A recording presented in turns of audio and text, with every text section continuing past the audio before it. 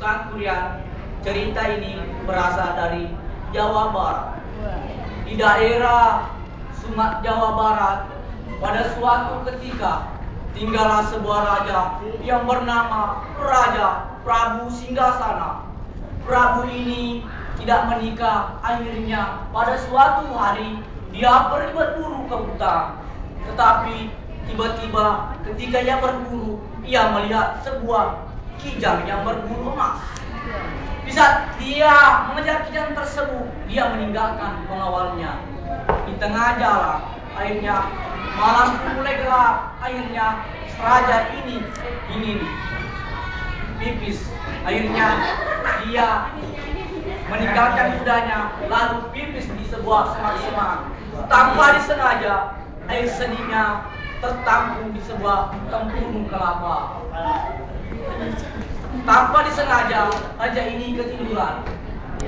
Tak lama kemudian datanglah seekor babi, yaitu jelmaan dari putri yang dikutuk dewa.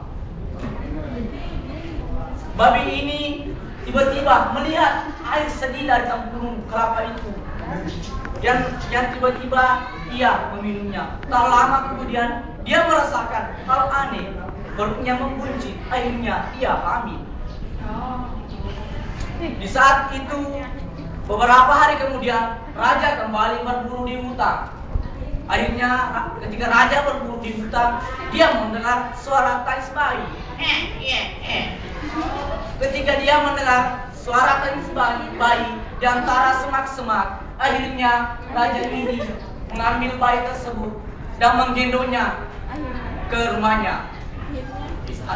Bayi itu diberikan nama bernama Dayang Sumbi. Tak lama kemudian Dayang Sumbi ini tumbuh menjadi jelita yang cantik, yang baik. Dayang Sumbi ini adalah kesukaannya menenun. Di suatu hari ketika Dayang Sumbi ingin minta izin kepada orang tuanya, ingin pergi ke suatu tempat, ingin mengembara, yang ditemani oleh seekor anjing yang bernama Situma. Ketika Dayang Sumbi pergi mengembara, dia tinggal di pondok yang ditemani dengan Situma. Dia pun bersama Situma. Tiba-tiba di suatu saat ketika Dayang Sumbi sedang menenun, tiba-tiba selongsong tenunnya jatuh di tanah. Dia bergumam dalam hati, kalau ada yang mengut selongsong ini, kalau perempuan kujadikan saudara, kalau laki-laki kujadikan suami. Tiba-tiba datanglah Situma dengan menggigit selongsong itu dan memberikan kepada Dayang Sumbi. Akhirnya tak lama kemudian Dayang Sumbi bermimpi. Dalam mimpinya dia sedang melakukan hubungan suami istri, yaitu dengan Situma dari jelmaan dewa. Beberapa hari kemudian Dayang Sumbi pun hamil. 1 bulan ke bulan, akhirnya Dayang Sumbi pun melahirkan sebuah bayi yang bernama Sang Kurian. Sang Kurian adalah pemuda yang gagah, pemberani dan perkasa. Di suatu hari ketika Situma disuruh sama ibunya untuk mencarikan sebuah hati kijang. Akan tetapi dia tak menemukan hati kijang. Akhirnya tak lama kemudian dia marah dan dia kecewa. Dia menyuruh Tuman pergi ke kejar babi itu. Akan tetapi Tuman tidak pergi mengejarnya, karena si Tuman dalam hatinya dia adalah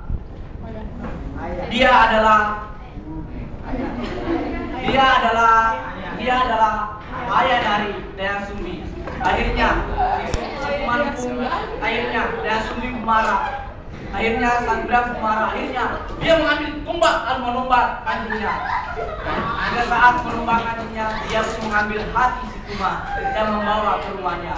Disitulah Dayang Sumbi bersama anaknya Sang Kurian memakan hati ayahnya sendiri. Akan tetapi ketika itu Dayang Sumbi berkata kepada Sang Kurian, "Anakku, di mana kau di mana Situma? Akan tetapi Sang Kurian marah. si Tuma sudah mati. Itu artinya sekarang kita sudah makan. Akhirnya tanpa disengaja Dea Sumbi pun mengambil sebuah alat rumah tangga. Akhirnya dia membutuhkan kepala Sangkuriang. Akhirnya kepala Sangkuriang berdarah.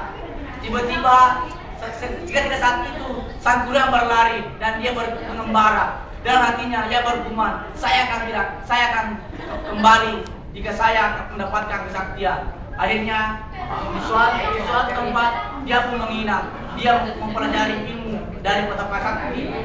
Dia menaklukkan jin-jin dan para al-qujudi. Akhirnya dia menjadi kuat. Ketika saat itu Sangkuriang pun menjadi anak yang remaja. Di suatu ketika Sangkuriang kumpulan dari rumahnya. Akan tetapi saat pulang dia bertemu dengan putri yang jelita cantik, yang dimana itu adalah ibunya sendiri. Saat itu Sangkuriang menaruh hati terhadap ibunya dan ibunya menaruh hati terhadap Sangkuriang. Akan tetapi ketika saat bercengkeraman di suatu pondok, Dea Sumbi pun melihat kepala Sangkuriang. Tanpa disengaja dia melihat sebuah bekas luka yang dulu dilakukan Dea Sumbi. Akhirnya Dea Sumbi menceritakan kejadian yang pernah dialaminya dan Sangkuriang pun begitu. Akhirnya Sangkuriang pun melakukan keinginan untuk menikahi ibunya sendiri, tapi ibunya menolak. Kau adalah anakku, Sangkuriang, kita sudah menjalin hubungan. Akan tetapi Dea Sumbi mengatakan, kau akan jadi suamiku asalkan kau bisa membuatkan telaga dan membuatkan perahu untuk berbulan madu. Ketika saat itu dipanggillah, berdatanganlah para jin-jin dan Dewi. Akhirnya dibuatkan pun telaga dan perahu. Di suatu saat ketika telaga dan perahu pun jadi, di tengah malam tiba-tiba Dea Sumbi berdoa kepada dewa, ya dewa, mudah-mudahan keinginan anakku tidak terkabul. Akhirnya doanya pun terkabul. Di tengah malam itu para warga melakukan suatu acara ritual. Damparan dan akhirnya ketakutan mendengarkan. Akhirnya esok pun menjadi terang. Saat itu Sangkuriang pun marah. Akhirnya dia menendang perahu tersebut yang sekarang disebut Tangkuban Perahu.